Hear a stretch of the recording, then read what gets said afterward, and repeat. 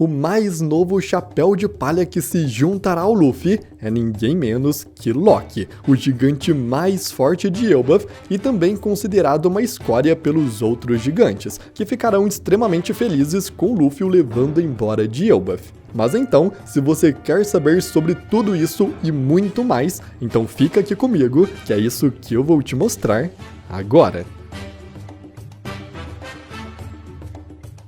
Luffy, desde criança, tinha o grande objetivo de ser um pirata e montar sua própria tripulação, e após sair ao mar pela primeira vez, ele então criou os Chapéus de Palha, recrutando companheiros ao longo da história, companheiros esse que de início tinham sérios problemas, ou até mesmo eles próprios eram os problemas. Como Zoro, que era um caçador de piratas, Nami, que era uma ladra, o Sop, um mentiroso, Frank, um ladrão líder de um bando de arruaceiros, e também Robin, que foi inimiga inicialmente. Porém, no fim, todos eles mostraram ser confiáveis e apenas agiam daquela forma pela sua ocasião, nos mostrando que mesmo um personagem sendo apresentado inicialmente como inimigo, ele ainda assim pode vir a se tornar um companheiro do Luffy nessa jornada, o que é o caso de Loki, o gigante que se tornará o próximo Chapéu de Palha. E se você não confia nisso, então fica até o final do vídeo que eu tenho certeza que eu vou fazer você mudar de ideia.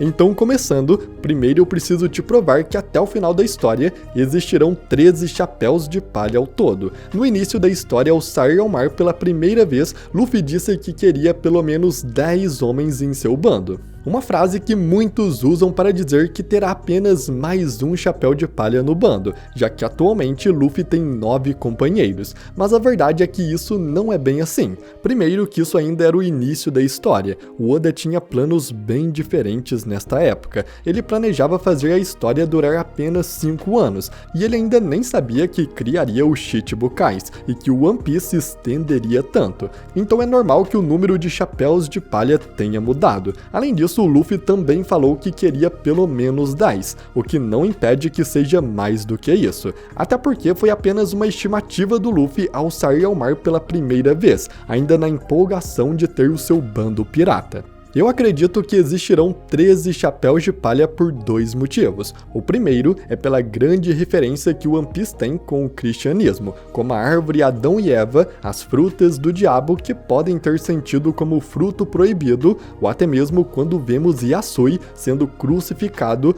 por dar de comer aos pobres. Tudo isso nos mostra que o Oda se inspirou muito na cultura cristã e até mesmo Luffy tem inspiração em tudo isso.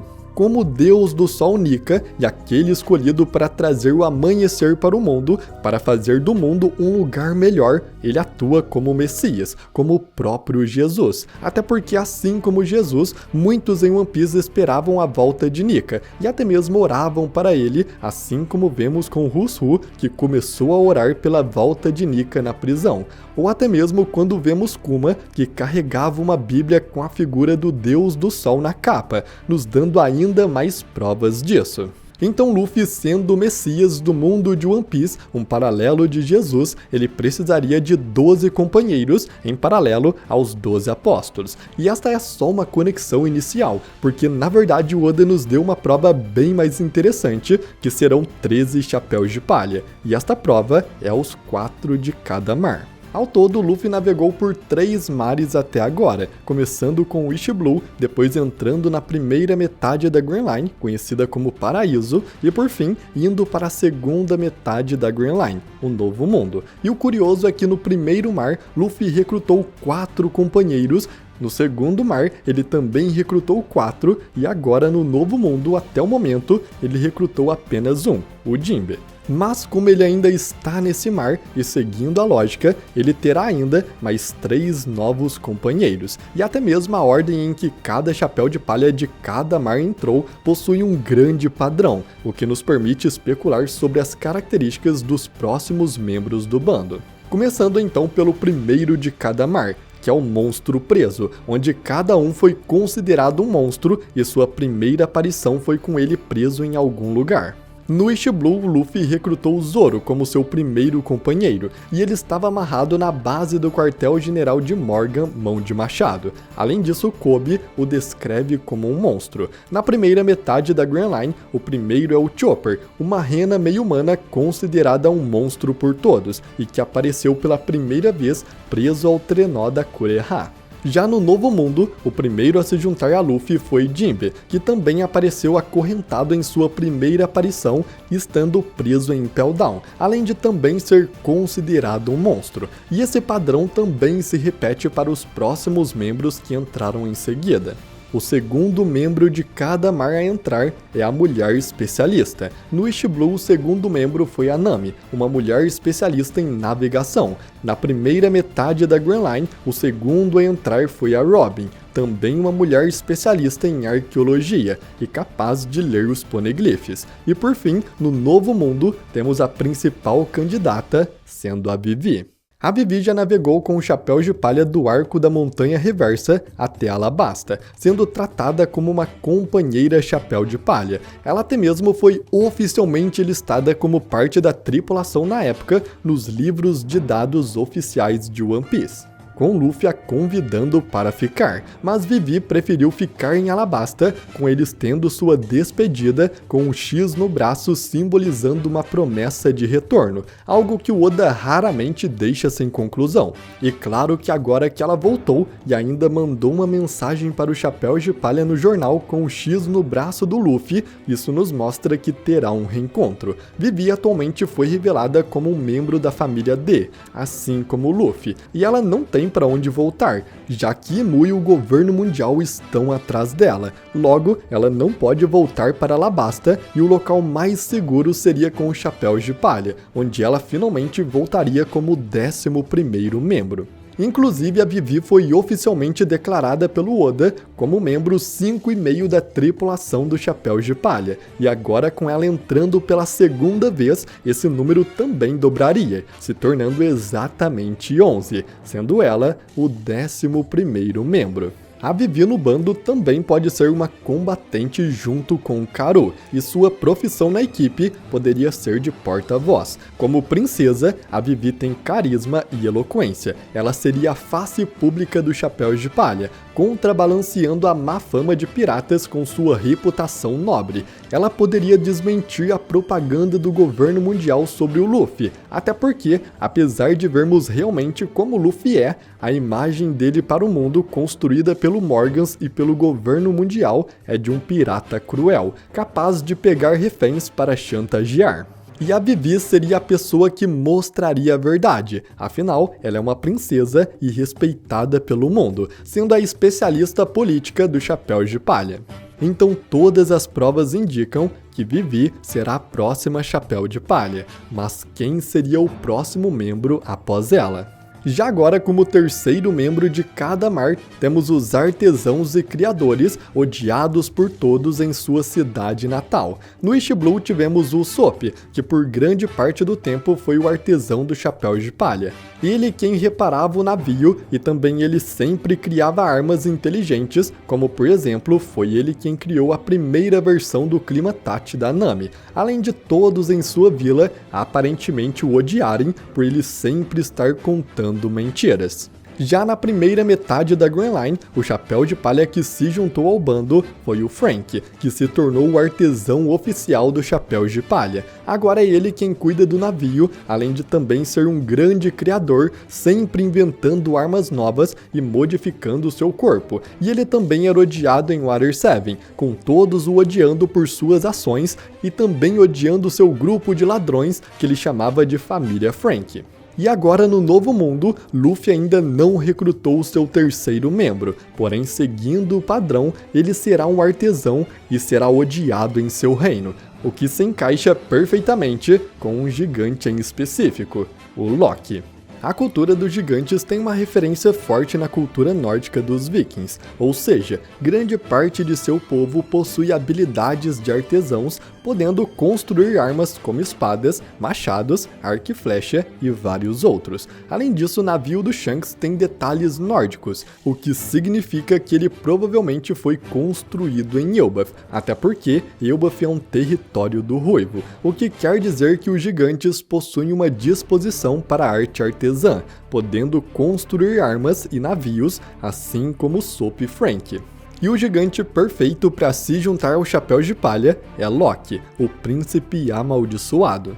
Loki é completamente odiado por todos de Elbaf por várias coisas que ele já fez. Ele é filho do antigo rei de Elbaf, e desde seu nascimento, o rei profetizou que seria morto pelo seu próprio filho.